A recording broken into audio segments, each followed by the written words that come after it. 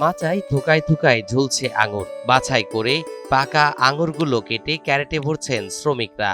এমন দৃশ্য চোখে পড়লে মনে হবে বিদেশের আঙুর চাষের দৃশ্য, কিন্তু না। প্রথমবার 3 বিঘা জমিতে আঙুর চাষ করে সফল হয়ে এবার বাণিজ্যিকভাবে 7 বিঘা জমিতে আঙুর চাষ করেছেন চুয়াডাঙ্গার জীবননগর উপজেলার হাসাদাহ গ্রামের আশরাফুল ইসলাম লাল।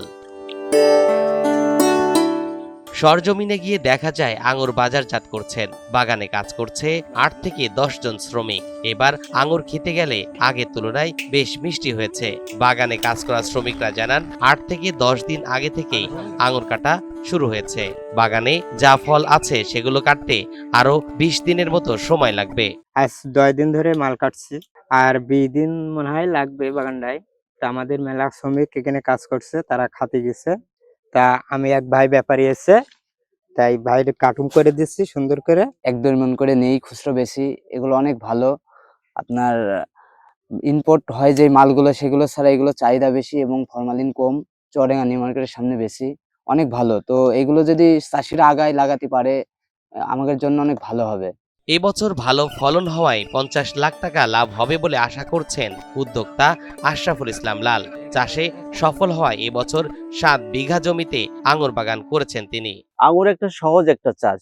আপনারা যারা আঙুর চাষ করতে চান জানেন বাংলাদেশে হিউজ এর ডিমান্ড আছে। 3000 কোটি টাকার উপরে এর মার্কেট ভ্যালু আছে, যেটা আমরা বাইরে থেকে এনে খাই। তা আমার মতো 2-1 জন চাষি এই মার্কেট কভারেজ করা কখনোই সম্ভব না।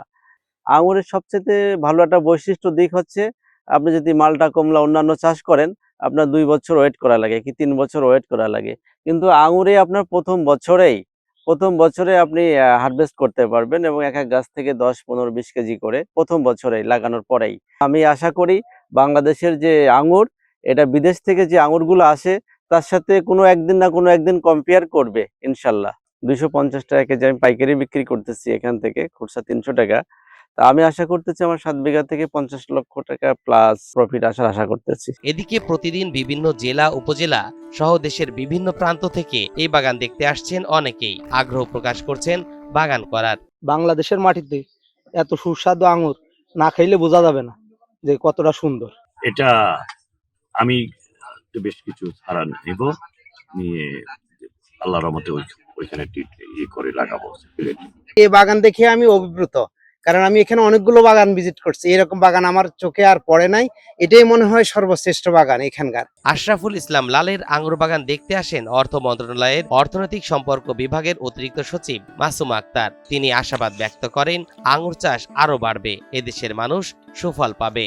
ইউটিউবে দেখে জানতে পারলাম যে এখানে লাল আঙ্গুর হচ্ছে। আঙ্গুর বিদেশি ফল, কিন্তু এখন দেশেই উৎপাদন হচ্ছে। এটা খুবই আসলে ভালো লেগেছে এবং খুবই চমৎকার। চোখের সামনে দেখতে পাচ্ছি এভাবে আঙ্গুর বাগান, বিশাল 7 বিঘার উপরে আঙ্গুর বাগান। এটা বলে শেষ করা যাবে না আসলে, এত এই সৌন্দর্য। বেশি উৎপাদন হবে এবং দেশের মানুষও এর সুফল ভোগ করবে। উপজেলা কৃষি কর্মকর্তা আলমগীর হোসেন বলেন, এবছর জীবননগরে 50 বিঘার মতো জমিতে আঙুর চাষ হয়েছে। তবে আঙুরের প্রধান শত্রু বৃষ্টি বলে জানান তিনি। আমরা অসাধারণ সুন্দর একটি আঙুর বাগানে আমরা দাঁড়িয়ে আছি এখন। আমরা জানি যে জীবননগর উপজেলা কৃষিতে অত্যন্ত সমৃদ্ধ। এখানে অনেক তরুণ কৃষি উদ্যোক্তা আছে যাদের হাত ধরে দেশি বিদেশি বিভিন্ন ধরনের ফল ও সবজি চাষ হচ্ছে। তো এবছর আমার জীবননগর উপজেলায় প্রায় 60 বিঘা জমিতে আঙুরের চাষ হয়েছে, যেটা অধিকাংশই বাইকুনুর একটি জাত। তো গত বছরও আপনার বাইকুনুর জাত এখানে আঙুর আসছিল। তো গতবার হচ্ছে, এবার আরো বেশি মনে হচ্ছে এবং আঙুরের সাইজ গুলাও গতবার হচ্ছে ভালো আসছে। আঙুরের সবচেয়ে বড় শত্রু হচ্ছে বৃষ্টি। যদি ম্যাচিউর অবস্থায় যদি বৃষ্টি হয় তাহলে সেই আঙুরটা ফেটে যায়।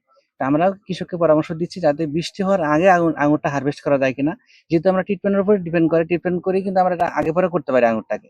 তো সেক্ষেত্রে আমি পরামর্শ দিচ্ছি আমরা যে বৃষ্টির আগে আঙুরটা হারভেস্ট করা যায় কিনা, তাহলে হয়তো আমরা আঙুরটা সফল হবে এবং লাভজনক হবে আমি আশা করি। চুয়াডাঙ্গা জীবননগরে আঙুর চাষের সাফল্য নতুন সম্ভাবনার দ্বার খুলছে।